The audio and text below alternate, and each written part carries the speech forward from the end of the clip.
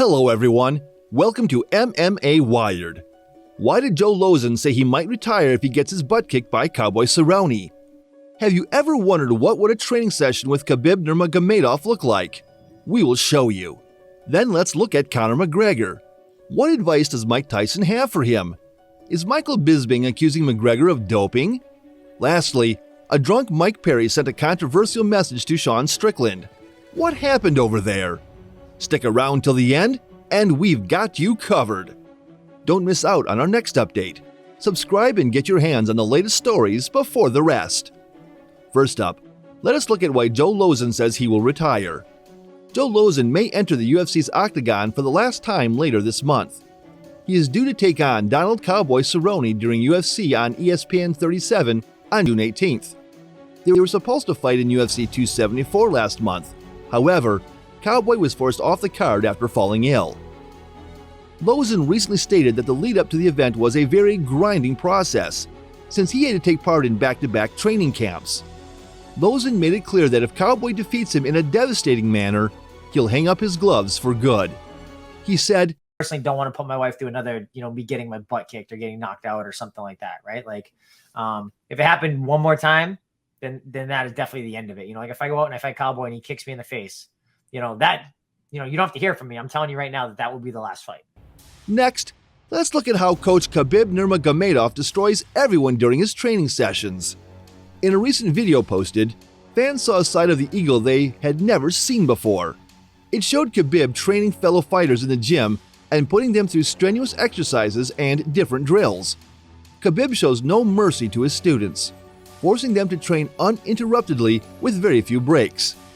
Khabib uses the motto, "Shut up and train," and puts fighters through vigorous workout routines. Fighters are not allowed to pass out. It seems like Khabib Nurmagomedov is like a bully and a mean guy during training sessions. Khabib's cousin, Umar Nurmagomedov, was also present for the intense training and told everyone, "This guy, Khabib, don't have pity. One day, he's gonna kill everybody." Let's now talk about Conor McGregor. So Mike Tyson had some advice for Conor McGregor about his comeback. So Mike Tyson is no stranger to comebacks. He knows what it takes to win at the highest level. During the Fight Card podcast, Tyson stated, "After a defeat, taking time, you should do a couple of fights to get your feet wet." Yes, I'm a strong. So what advice would you give Conor if Conor's watching this? Well, Conor, I think you should build your confidence up and go do what you do. Win excitingly. Yeah. Who would you like to pinpoint on his return? I think Tony Ferguson might. Well, that's a tough fight, man. You think so? Yeah, he's a warrior regardless. If he loses, he makes exciting fights. It's hard to beat that guy. So what would you say then, Mike? Pinpoint somebody from... No, I wasn't no big-time guy. Let him get 3 fights and build confidence back up. Every fight, the opponent goes to a higher level until he gets his back and to the killers. Now, these are definitely words of wisdom from the legendary boxer. In other news, Michael Bisping questions Conor McGregor was being tested on his yacht. So, Conor McGregor has been enjoying some time in his new 63-foot Lamborghini Technomar super yacht. He is floating around the world going to places and enjoying life. Since he doesn't have any fights lined up due to his injury, he is free to do whatever he likes in his off-season.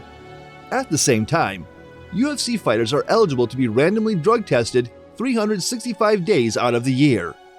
So, McGregor isn't doing anything wrong by traveling constantly and/or floating around in the ocean. But the question is, how can the United States Anti-Doping Agency test him? Michael Bisping brought up the question on his Believe You Me podcast. I do wonder, though, and I'm going to get fucking shit on for this, but... Please go ahead. I'm very curious. How do they test Conor McGregor floating on a boat around the world all the time? You saw us sending people in a fucking helicopter to fucking drop it on Conor's boat. Lastly, we will look at the drama between Mike Perry and Sean Strickland. Mike Perry said, Sean, you racist motherfucker. You coming to Florida to put hands on me? Is that even your name? I don't know. You might be Sean Shirt or one of these other UFC guys, you Nazi. Let's go. So it seems like Mike Perry was talking about the fact that Sean Strickland had a neo-Nazi childhood due to influences from his family. Strickland has stated that he has matured and went on to reset this part of his past. Strickland then responded by posting a video on his Instagram page, captioning it with the following: LMAO. I got a lot of people to punch, but this man is on the top of the list. Guy cracks me up. Then Perry seems to have apologized to Strickland, and he responded saying, "Ah man, I was drinking, but I'm looking forward to the rounds." And that's a wrap. Let us know thoughts in the comments.